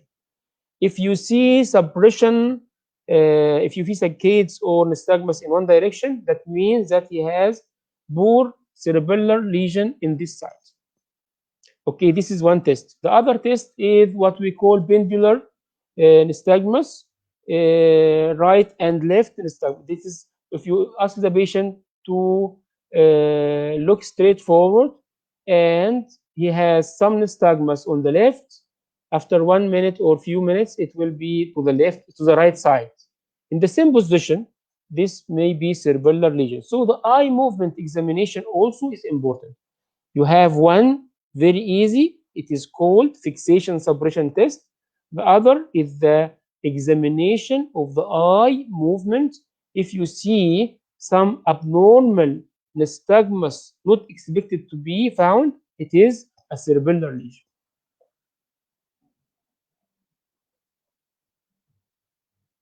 Upon which fact you choose the treatment with stigron, beta-cert, or stimutin? Thank you for this question. Also, I will choose the one according to the patient, to be tailored for the patient. I will explain more. For example, stigron has a side effect that he may be sedative. Some patients can't go with it. He said, I have more dizziness than before with the stigron.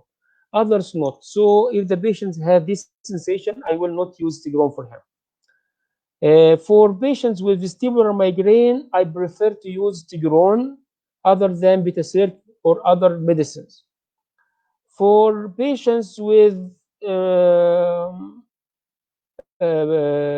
stomach problems or bronchial asthma, I will not use beta-cert. I will prefer to use stigron. If the patient have more vomiting, more than the vestibular system or the vertigo, I will use other than the stigron and beta-cert, like other stimutil or Brimbran or others, Vominor or like this. So it is tolerant according to the patient. When can admitted patient to vestibular symptoms? I admit the patient for vestibular symptom if it is severe, like acute vestibular insult. And the reason for that is not for the admission itself, but for to give him injections and Valium. Valium may be forbidden at home, and we can give the patient only at hospital. And also, I want to give him injection, I mean fluids, dexamethasone injection, all this stuff. I prefer to admit the patient for vestibular neuritis. For others, I don't admit the patient for other lesions. Which you prefer, Epley or Seam maneuver for BBB? Usually, I start with Epley. If it is working, it is good. If it is not working, I will shift to Siemens. How to know that the Epley is good? Actually, by repeating the test again after 1 hour. But there are some prognostic signs when you do the maneuver. When we do the Epley, and we move the patient from the side of affection 90 degrees to the other side, and then he turn around to look to the ground. Once he turn around to look to the ground, he has downbeating nystagmus. If I can see the downbeating nystagmus, for me it is a good prognostic sign. And the patient, when he is coming to sit down, he will not get any nystagmus when sitting down.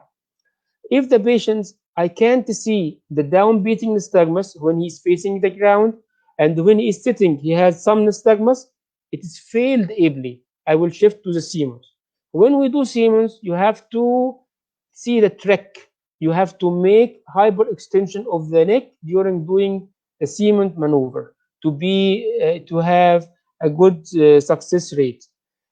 And I want to explain to you that the benign paroxysmal positional vertigo is a mechanical problem. It is not a chemical problem, as you know. So the mechanical problem needs to be smart. I mean, there are some tubes, something inside the tube. You want to remove this debris from the tube. And you know that the anatomy is different from one person to another.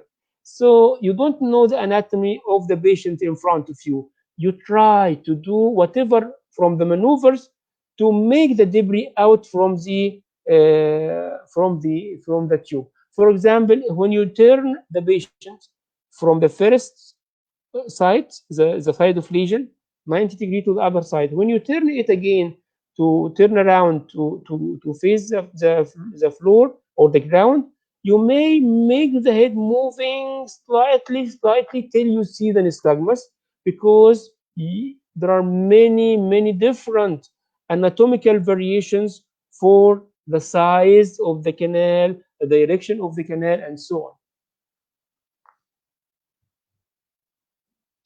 Role of imaging in vertigo, when to ask. Again, I will ask for CT scan when I suspect superior canal dehiscence.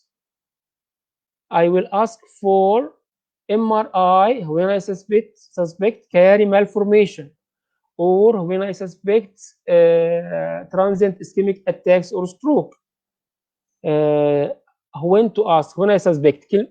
When I suspect means I have index of suspicion for some diseases, and according to that index of suspicion, I will ask for a radiological assessment. Patient comes to me, looks for me from the history, from the audiological examination, from the vestibular examination, he had superior canal dehiscence. What I can ask? I have to ask for them and CT scan. CT scan to see the dehiscence. Another patients, old patient, diabetic hypertensive, not clear diagnosis, suspected of transient ischemic attack or stroke, I will ask for MRI. Other patients comes to me with manifestations of chiari malformations, downbeating nystagmus that increase with training, and has old, may have old trauma or not. I will ask for MRI. So it will, what will make you ask for MRI or CT scan or others is the history and physical examination.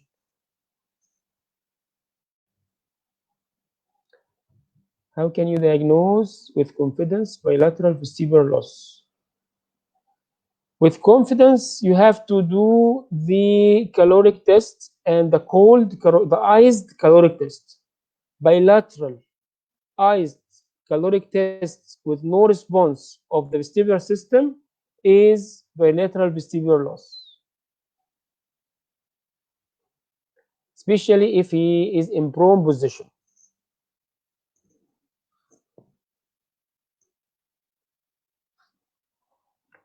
Positional and positional vertigo, more explanation. It is an expression, but I will show to you. Positional means you put the head in certain position and see the nystagmus. For example, I make my patient go supine and I ask him to turn the head to the right. This one is right head position. I will examine the eye movement if there is nystagmus or not, and this is called positional nystagmus. But positioning from the word means I'm moving the patient, and this moving the patient makes the vertigo, as in Dixon-Pike test. I will make the patient look at one side and go down rapidly. This moving rapidly, I am positioning the patient in certain position. And this will examine for benign paroxysmal positional vertigo for the posterior canal, positional for the lateral canal, and other vertigo, central vertigo, I mean. It is clear? Positioning from positional. Any idea about cervicogenic vertigo? Cervicogenic vertigo is actually unclear mechanism. The connection between the neck and the vestibular system is not clear, as we know about the connection between the vestibular system and the ocular system. The only way to have vestibular manifestations from the neck is splash injury. يعني بالعربي يعني اكسيدنت وحصل حش للرقبه، فده هو ده اللي ممكن يعمل vestibular lesions. لكن in practice there are some patients with يعني cervical problems, disc prolapse for example, that may cause or share in the difficult cases for benign positional vertigo or positional vertigo. So the cervicogenic vertigo is a disease in the cervical plane or the in the neck that makes the patient dizzy. I think there are some MD degree thesis was done in Ain Shams University about the cervicogenic vertigo. You can review it, maybe by Dr. Fathi, I think, Fathi Naim. And he tries to do examination of the vestibular system with certain head movements. For example, cervicogenic nystagmus, he make him in certain position and examine the vestibular system and release him in the normal position and examine and see the effect of it on the vestibular system. In summary, don't make the cervicogenic vertigo in your differential diagnosis. It is not common. It is not a common cause for vertigo. If it happens to cause vertigo, it has to be very severe cervicogenic lesion to cause vertigo. Can we differentiate cerebellar lesions from peripheral lesions by bedside tests? Yes, we can, and I said it before, but I will tell it again. Cerebellar lesion, I can differentiate it from peripheral vestibular lesion by the bed test. Number one, by the fixation suppression test. Again, I ask the patient to extend his hand and move his waist right and left, watching the thumb. I am watching the thumb, and the doctor will watch the eyes of the patient. If he has saccadic movements, I think he will. I think he has cerebellar lesion. The other thing is the eye movements. For example, if you see the lecture, I ask the patient to look at the right side, at the left side, up and down, and I examine for gaze fixation, for example, or gaze nystagmus. Gaze nystagmus mean when he is looking to right gaze by his eyes or left gaze by his eyes, he has nystagmus, and this is differentiated from endpoint nystagmus by the duration. You know that endpoint nystagmus may happen and it will be less than 5 seconds, but if it is continue, it means that it is gaze nystagmus, and this is also part of cerebellar lesion. Uh, I can see the saccade and the saccadic movement if he has hypersaccade or saccadic pursuit or hyposaccade. All of this stuff are eye movement examination in the bedside test for cerebellar lesions. So cerebellar lesions can be diagnosed either by eye movement examination or you can examine the fixation suppression test.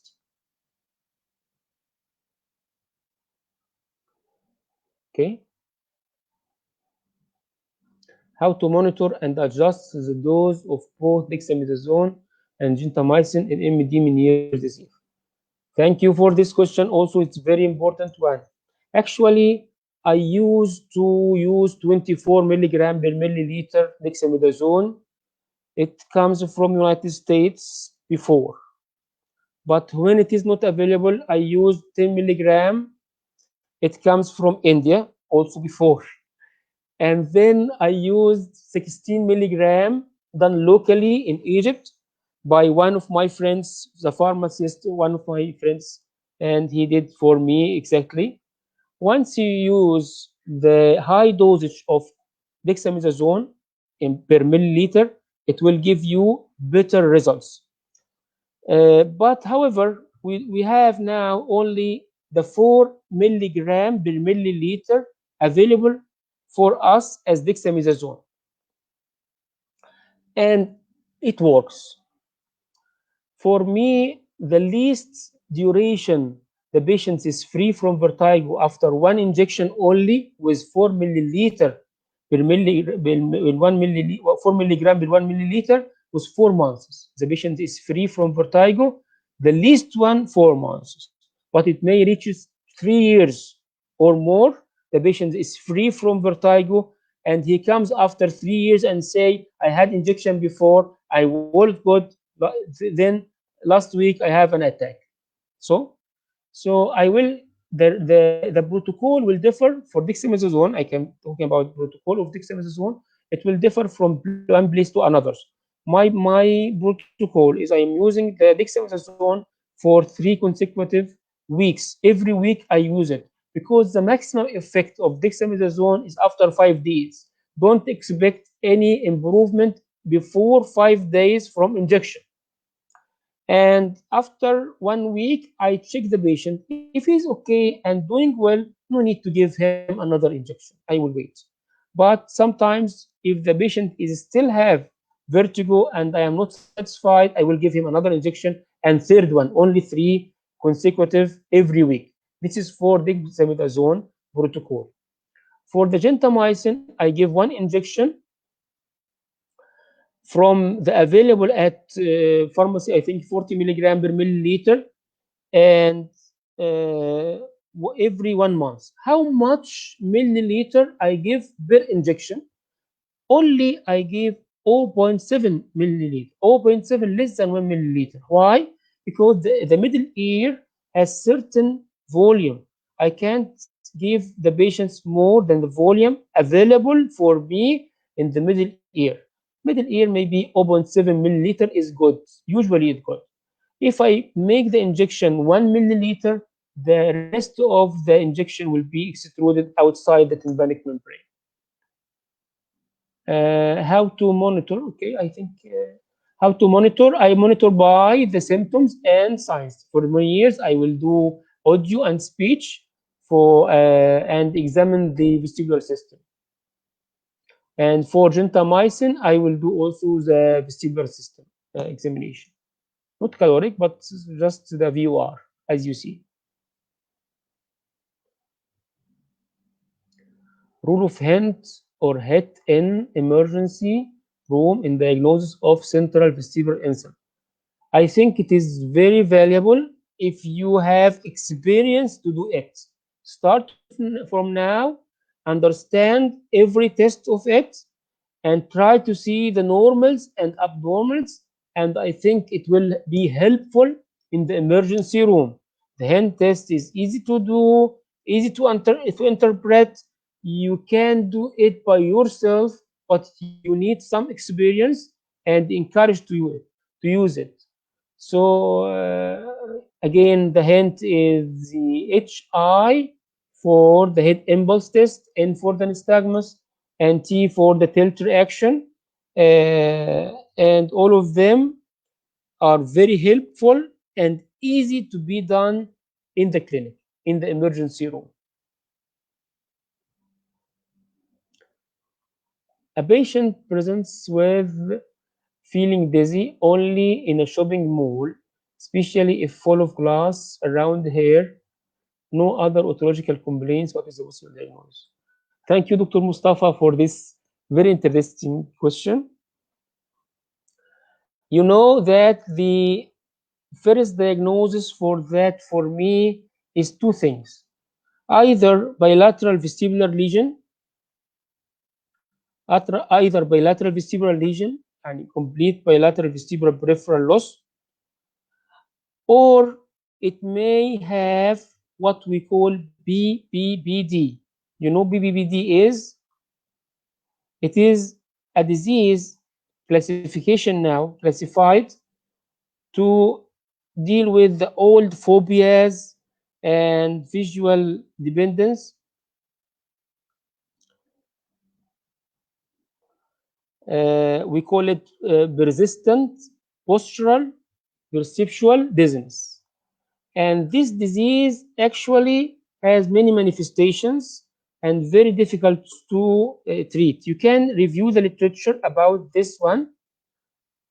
It will give you a good idea about the disease. It has to be more than 3 months for diagnosis. It has to be not rotational nystagmus, but maybe a horizontal one, or up and down, or right and left, or back and forth. It is not rotational. The patient may be handicapped as regard the physical activities and social activities. He has phobia from heights. He has phobia from shopping centers. He has phobia from crowded places, closed places. Some has visual blaring or vertigo when they see scenes, action films, for example, or train passing from them. They can't pass the street easily. They have to take somebody with him to pass even the street. All these symptoms you can diagnose with all these symptoms. And when you examine the patient, normal by all evening, normal hearing, normal vestibular exam, normal VNG, normal caloric, everything is normal. You can suspect the BBBD, or again the persistent postural, persistent because it have to be more than 3 months, postural related to the position, like benign paroxysmal positional vertigo, perceptual, it is from the perception dizziness. And also you have to exclude bilateral vestibular loss by vestibular examination and caloric testing. I think it is clear. Patient with BBBV and after Dixolbike positive refuse to do the ABLE, what we will do? Very nice question. It is a practical one. I just have a case last week with this scenario. If the patient refuses, you have to explain to him, and you can give him some vestibular suppressants. I give them estigron. Usually it will help more than beta circ in these cases, but we can give also beta circ if you want, or antiemetic. And you can reassure the patient, explain to him what is going on, say to him to check this in the internet, say ask him to do the maneuver at home by himself or by the help of any of the staff in the family, and follow up. 50% of cases, you have to also to explain to him 50% of cases of benign paroxysmal positional vertigo have other diseases like vestibular migraine, like early Meniere, like vestibular lesion, like central lesion, like paroxysmia. All these may have other diseases than benign paroxysmal positional vertigo. By the end, we are patient-wise physicians.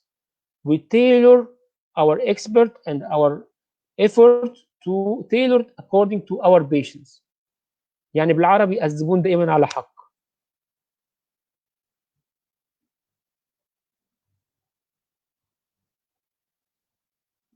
Do you give carbonic anhydrase inhibitors in Meniere's disease and when? In Meniere's disease, I didn't give carbonic anhydrase. I gave hydrochlorothiazide. Hydrochlorothiazide may be present itself or with other medicines as diuretic, for example, but it is present by per se hydrochlorothiazide.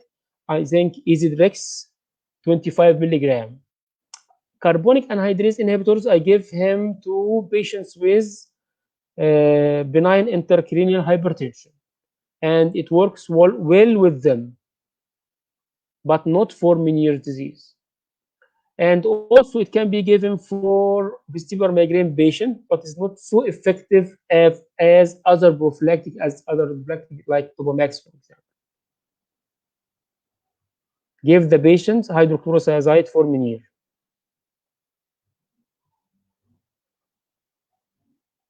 When to resort to surgery in management of intractable vertigo? Very good question. Intractable vertigo, why? If it is severe benign paroxysmal positional vertigo, not treated by all the maneuver, persistent, affecting the patients, I can send him to the surgery to cut the nerve. If the patient has superior canal dehiscence and affecting his daily activities, I can send him also for the surgery.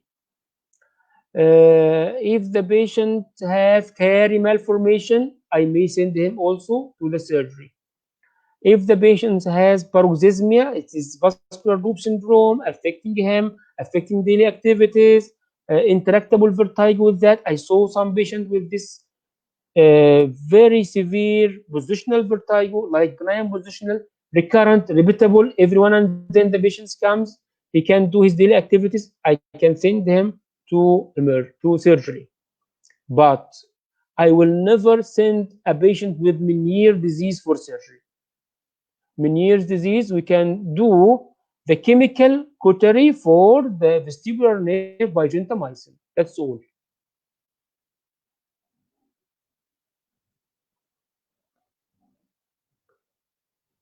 Cervical vertigo is a controversial clinical entity. Yes. Are you a supporter for its existence? So Dr. Mahmoud, I explained that before. I'm not a supporter for that. But in some patients, old patients, they have cervical disc prolapse, or in many levels. These patients, I have very difficult management with them, except after fixation of the cervical problem. But the cervical spondylosis itself, that doctor always asks for neck X-ray. Why he has vertigo? It will not help you. It is not present at all. But if the cervical problem affecting the vertebral or posterior circulation, I think, of course, it is the vascular insult that is important for me. It is not the cervicogenic problem. However, again, the cervicogenic problem may cause some problems during fixation of the benign positional or doing the maneuver or make it resistant. So, يعني still controversial, and we can wait and see. But you have to see the both sides. One side, a doctor in the clinic asking for X-ray for the neck for the vertigo patients, I am not with him, of course. But if we have a difficult case of cervical problem, disc prolapse, or other problems that affecting the vessels or affecting even the muscles, I agree it may cause some dizziness, and the treatment will be the treatment of the cause.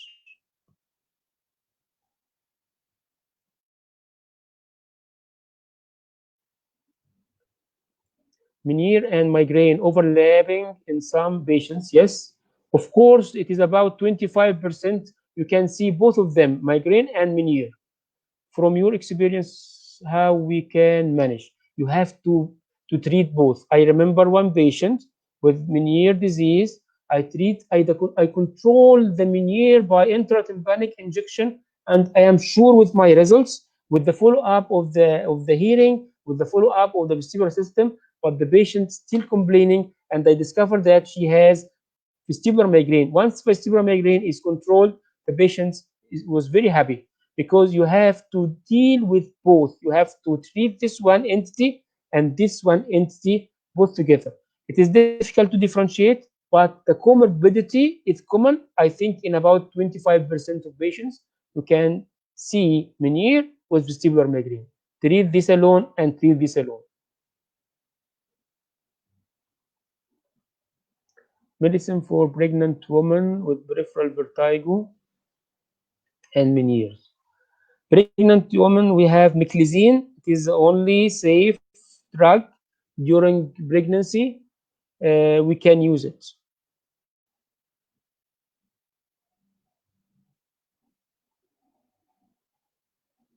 Do you give systemic steroids sometimes to Meniere? Yes, of course. I start with systemic course of steroids for 7 days, usually starting either full dose or 60% and decrease 10 milligram daily for 6 days, and see him after 1 week. And again, it will not work except after 5 days. In some patients, it helps a lot, and I will not proceed to the injection.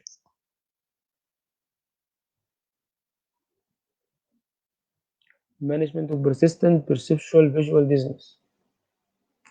Okay, the management of these patients is very difficult, because it is a long-standing problem, but you can try.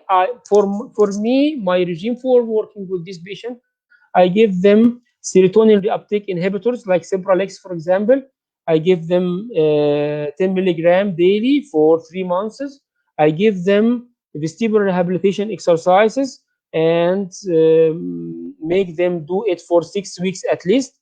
Sometimes I send them to psychiatrist if the patient cannot proceed with my maneuver. So my treatment plan, I give serotonin reuptake inhibitors like Cerebellar 10 milligram. I give vestibular rehabilitation exercises at home for 6 weeks and follow up the patient. Many patients improve with this regime. Few patients need psychiatric evaluation and treatment. And the problem with this diagnosis is it is not in the differential diagnosis of many of our staff, our doctors. So many patients, yesterday I saw a patient for 6 months. He went to London. He went to all stuff, neurology, ENT, audiology, and many other places, and not diagnosed. And he has BBBD, and I start with him the regime, and also ask him to do the psychiatrist if he is not doing well with the vestibular rehabilitation and Cerebellar.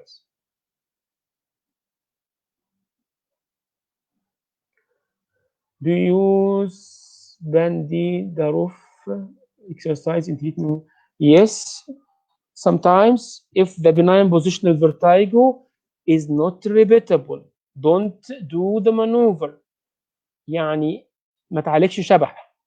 If the benign positional vertigo, you know that if you do the test, Bixolby, again you repeat the test, he will be fatigable but repeatable. If not repeatable at all, what we can do? Don't do any maneuver. No Ebley, no Siemens. Just habituation exercise. That's all. So I can use it, yes, in some cases.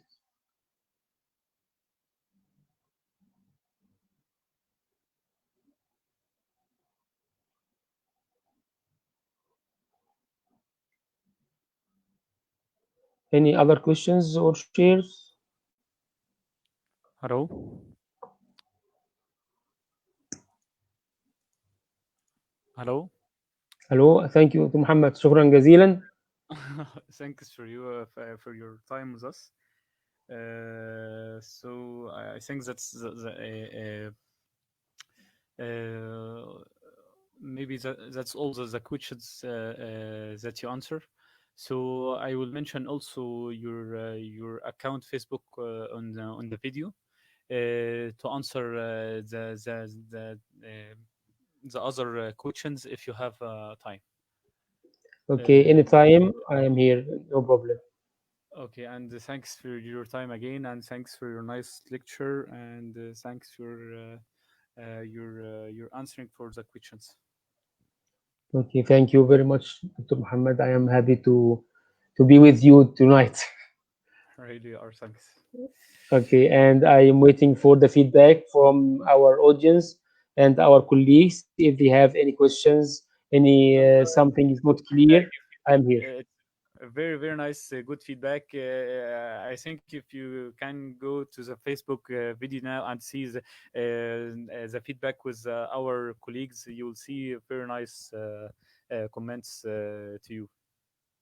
Okay, thank you a lot. And I hope we can share with us the experience. I know that many of you have good experience, better than me, in different يعني, parts of the medicine. And we can share with us for the sake of the patient's health, for example. Sure, sure. So we hope to do more than lectures with us again, Professor Yasser. Okay, inshallah, if you have any subject related to my specialty, I am here. And if you Sure, want to do more detailed about the BBBD, the vestibular migraine alone, the Meniere's disease alone, everything, it can be with us, inshallah. sure. Already there is a colleague asked for a topic about. Let me check it here. Uh, where is it?